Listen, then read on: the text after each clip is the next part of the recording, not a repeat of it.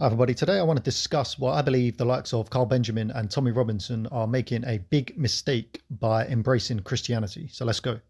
Okay, and I want to start the video by saying to any Christians listening to this, hear me out and what I have to say in this video, because hopefully it'll make some sense by the end. And do not have an emotional response by thinking this guy's attacking Christianity. Hear me out first before you jump onto the comments or anything. And I want to touch on this topic because I've been studying religion, spirituality, in great detail and as almost like my favorite hobby for the last 15 years. So I consider myself pretty much an expert. In terms of, if you look at Carl Benjamin, he's probably spent the last 15 years of his life hardcore into politics. And every day he talks about politics. It's basically engulfed his whole life. That's essentially what I am spiritually. I've spent the last 15 years studying all the religions, studying all the spiritual paths, doing my own spiritual work, understanding all the great philosophies, and having a massive rounded picture of the truth of God, the nature of God, what's the deal with the Abrahamic faiths, how they compare to the Eastern religions and the old philosophies and the pagans.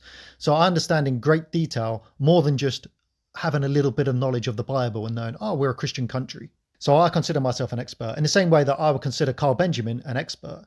And it would be the equivalent of, like you would know, whenever somebody first gets into politics, when they're young and naive, they become a lefty liberal because you're just young, naive, and a bit stupid. But as you grow older, you become more conservative. So when you're 18, it's natural to be a liberal. When you're 30, it's natural to be more conservative. And as the saying goes, if you're not a liberal at 18, you don't have a heart. If you're not a conservative by 30, you don't have a brain. And I make that analogy because I believe when the likes of Tommy Robinson and Carl Benjamin and Joe Rogan and others are embracing Christianity, they're at the beginning of their spiritual journey and they're making the same mistakes that liberals make when they're 18 or that young people make when they get into politics. So people think, oh, we just need to return to Christianity. But that's the equivalent of becoming a lefty. And I believe I am 15 years ahead and I know the mistakes. We can't return to Christianity. Christianity is actually one of the problems, believe it or not. And as I go through this video, things will make sense. So bear with me. I'm going to get into it right now. Okay, so I want to start off by saying, first and foremost, I love the spiritual teachings of Christ and I love the spiritual message of Christ.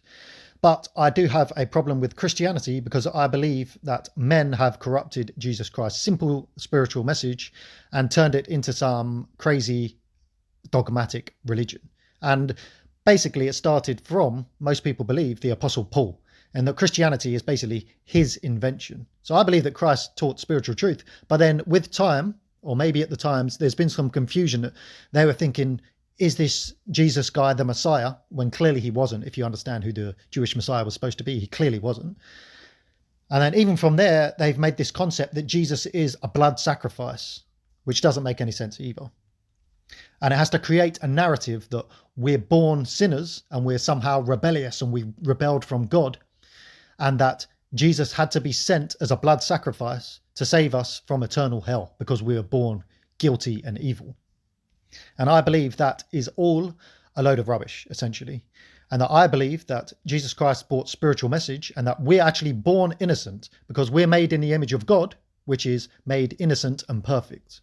But the problem with this world is not that we're evil, it's that the world is fleshly and we fall into our fleshly desires. So if you see a child, they're innocent and beautiful. But as we grow older, we get obsessed with food and gluttony and sex and money and ego and fame. But that's why we fall. We fall into that. And all that Christ taught was to be resurrected, to be born again of the Spirit, means return to your true nature, which is of the Spirit, which is innocent and perfect and powerful. And Jesus taught us to be born again and to return to the Father. That's why he told Nicodemus to be born again. And the prodigal son was a parable about being born again of the Spirit, and you naturally will return to the spiritual Father and you'll turn away from the fleshly nature of the world towards the spiritual Father. And then you become a powerful man of God, which is in contrast, the spiritual truth is in contrast to the Christian version, which is just some weird thing about, Satan rebelled from God, so he was cast down to earth, and then we somehow are evil and we were born into the world, but Jesus had to come to save us, all this stuff. And when you read the Old Testament and understand Judaism, they didn't even believe all this stuff. They don't believe that Satan rebelled and all this stuff. They just believe that Satan was playing a role for God, which makes much more sense because God can't have a rival. But Satan is serving a role for God because when Satan is in this world it gives us free will because we need to choose good or evil. And the only way we can truly repent is when we have something to turn away from. And it's not this thing like God is basically in Christianity, God is incompetent and he's a bit of a psychopath because he messed up because Satan rebelled against him. And also he's a bit of a psychopath because if you don't somehow embrace Jesus and his sacrifice, then you're going to be eternally tortured, even if you've lived a fairly noble life. Doesn't make any sense to me. Okay, and the next point I want to say is that Christianity makes us weak and passive. As I previously explained, in the concept of Christianity, we're evil sinners, we're weak, and we have to embrace Jesus to save us. And Jesus does all the work. When that's stark contrast to most spiritual teachings and spiritual wisdom, which basically teaches that you are born in the image of God, which is powerful and strong, but you just need to realize it within yourself. And that's what repentance is. Once you do what Jesus said, you're born again of the Spirit, you return to the Father, you become a powerful man of God and you go out and fight for God. And that we can shape the future and make an impact in the world and make a difference and make change in the world. But that's stark contrast to the Christian theology, because in Christian theology, it makes us weak and that there's nothing we can do because Jesus is also going to come back, which is also another false teachings from the Bible. It was created by Apostle Paul because essentially they realized that Jesus didn't fulfill prophecy. So to make up for that fact, Paul created the idea of a second coming. But again, once you understand who they were expecting and why certain things didn't happen and how Paul made it up, it just is a ridiculous concept.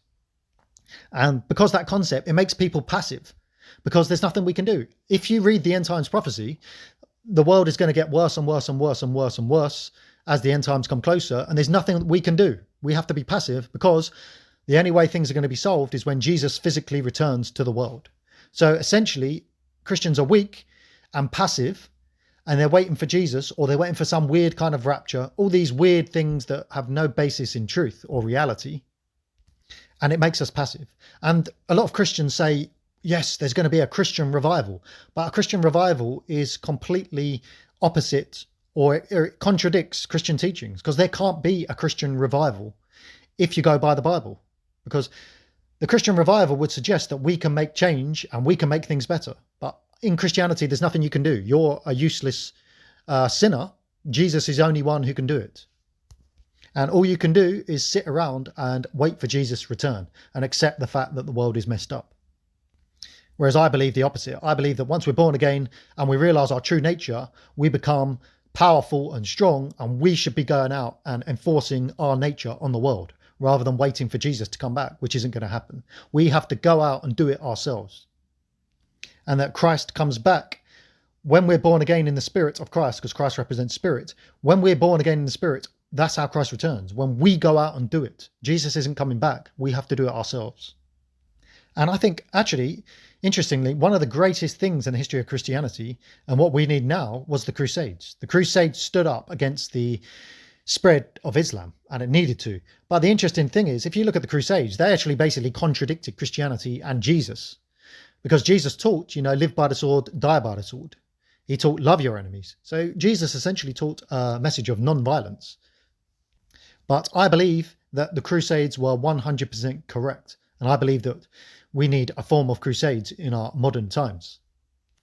And that, don't get me wrong, there is wisdom behind what Jesus taught, but you have to look at certain situations. So you have to understand that Jesus, in his time, he never had to deal with Islam and he never had to deal with radical communism. And Islam and communism are psychopathic religions that are coming to totally destroy us. And if we're passive and weak, we're going to get totally annihilated and the world's going to go even worse place than what it already is. But what we need to do is we need to be born again of the Spirit and become powerful and push back spiritually and even physically if we have to, such as the Crusades did. And the Crusades sort of embraced old school theories like the Spartans and the Roman Empire.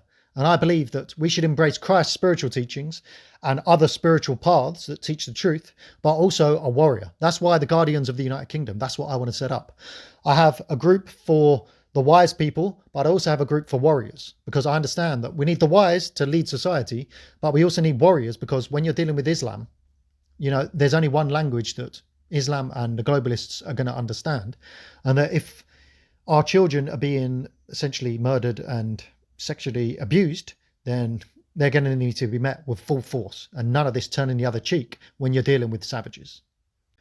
Okay, next point I want to talk about is Tommy Robinson. And I think one of the good things Tommy Robinson does is he defends the Jews. But one thing I don't think he realizes is that a lot of the hatred of the Jews comes from Christianity.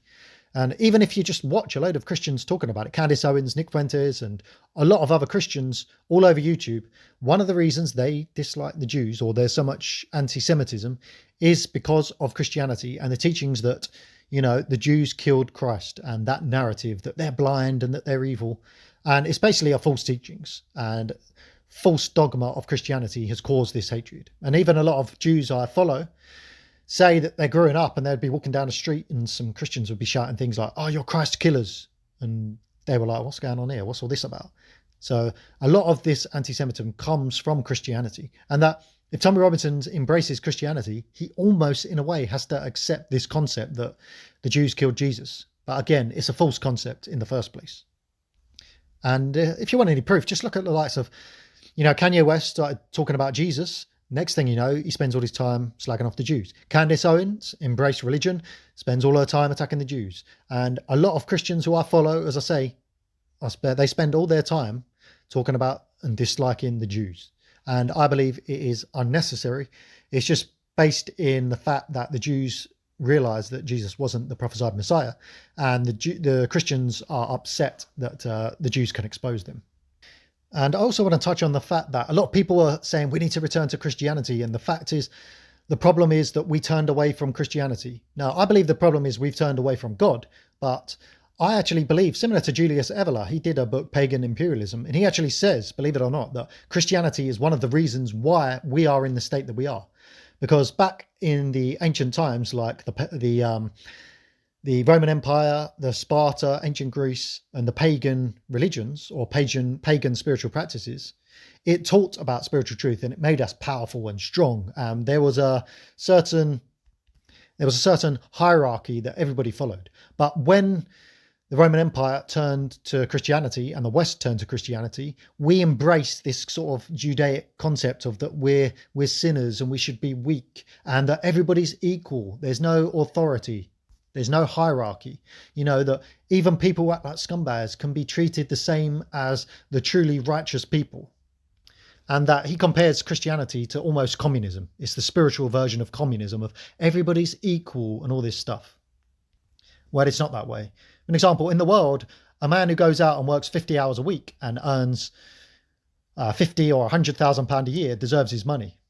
Whereas somebody who doesn't want to work and just claims £30,000 a year in benefits, you know, that's not fair in terms of one person is righteous and doing the work where the other one is lazy. And it's the same in Christianity. Somebody who is truly righteous, living righteous, they're meditating, they're living by God's commandments, they deserve to be treated on a higher scale than somebody who is a drug addict. But in Christianity, it's kind of, we're all made in the image of God, and if you just accept Jesus, is fine. So the drug addict who's accepted Jesus is almost treated better than someone like myself, who's not a Christian, but who works for God every day and tries to embrace God and learn as much as I can about him and fast when I need to and try to be a great servant of God. You know, I'm deemed less than the drug addict who is accepted Jesus because I didn't accept Jesus, when that's just a weird version of sort of spiritual communism. Whereas what I believe in is I've done the spiritual work and I'm trying to get as close as I can to God and as close as I can to the Spirit and become as powerful as I can and go out and serve God. And with that power, that's the power, because it's made in the image of God, that's the power that can defeat communism and Islam. Whereas the drug addict who accepted Jesus, they're not going to be able to defeat evil that we face. And that's why we need to return to the spiritual truth, and we need the wisdom and the warriors rather than this communist Christian concept. And I'd advise you to read that book, Pagan Imperialism by Julius Evola, because it actually changes the way you see things. And if you want a similar reasoning, is if you look at Islam, one thing, you look at all the Muslim countries, if you go back pre-Islam, you look at like Iran, Afghanistan, there's memes or pictures on the internet of it. They're all beautiful countries. Like Iran was a great society, a great civilization. But then Islam came along and all the women are in burqas. The economy's gone down because all they care about is building mosques and terrorism and war and all this stuff. And their country's gone to hell in a handbasket when they embraced Islam. And one thing I always see Muslims saying is, oh, the problem we have is, Allah is punishing us because we're not praying 5 times a day, every day. We're not doing enough. We need to do more. Maybe we need to pray 10 times a day. And they think the problem is they're not doing Islam enough and they haven't returned. They're not following Islam to the perfect letter. So they're being punished. When the truth is, Islam is the problem. And it's the same with the Christianity in the West. People think we need to return to Christianity when Christianity is the problem. What we do need to do is return to Christ, to spiritual truth, and regain our power and go out and enforce our spiritual power on the world. And the righteous rule the world, rather than this weak. We're weak. We're sinners. There's not much we can do, and we're waiting for Jesus or the rapture. How weak and pathetic is it? No, we need to become powerful again. Okay, so that's the point of my video today. I'm just giving an alternative argument of why the UK doesn't need a Christian revival and why I don't want people returning to Christianity. Now, whilst I do agree that going to church, I do like the community side, and I believe that we need to come together in some form, but that's why I have set up Guardians of the United Kingdom, because I believe we need a place where people can come together and push back. But the Christian church is not going to do it. At the end of the day, if you go to church, if you go to any Church of England church, come on, we all know they're a joke. And the Orthodox churches are better, but again, they believe in this concept that Jesus died for our sins and they're weak waiting for Jesus. They're not going to take us to the promised land. We need a movement on spiritual truth and spiritual power.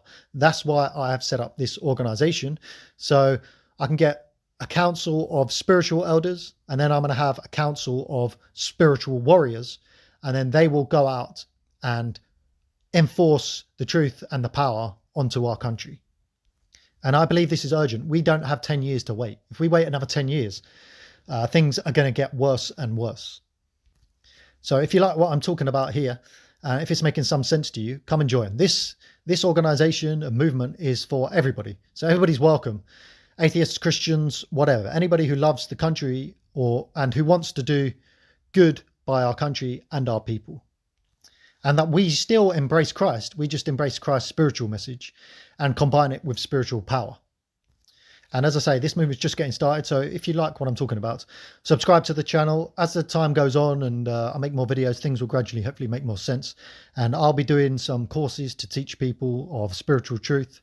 And if you're interested in spiritual truth, go and subscribe to my other channel, because I've done 2 years worth of videos there talking about this stuff. The channel's called Flesh to the Father. There will be a link in the description to this video. So if you want to learn more spiritual truth, I've done probably tens, maybe even 100 videos teaching all this stuff. Go and learn some more there. And I'll also be teaching or getting historical experts to teach history, so our youth can learn about spiritual truth. They can learn physical discipline. They can learn to become powerful and strong so that we can defeat our enemies of globalist communism and Islam in our country. And this is the only place at the moment I see that is actually going to be able to achieve the mission. Reform, weak and pathetic. Christianity, weak and pathetic. Guardians of the United Kingdom, born again in the Spirit of God, follow Christ's spiritual truth, but also power and discipline and strength, and we will fight anybody who tries to abuse our people. Okay, so as I said, subscribe, like the video, share it with as many people who are looking for some light in the United Kingdom, and God bless everybody. Goodbye.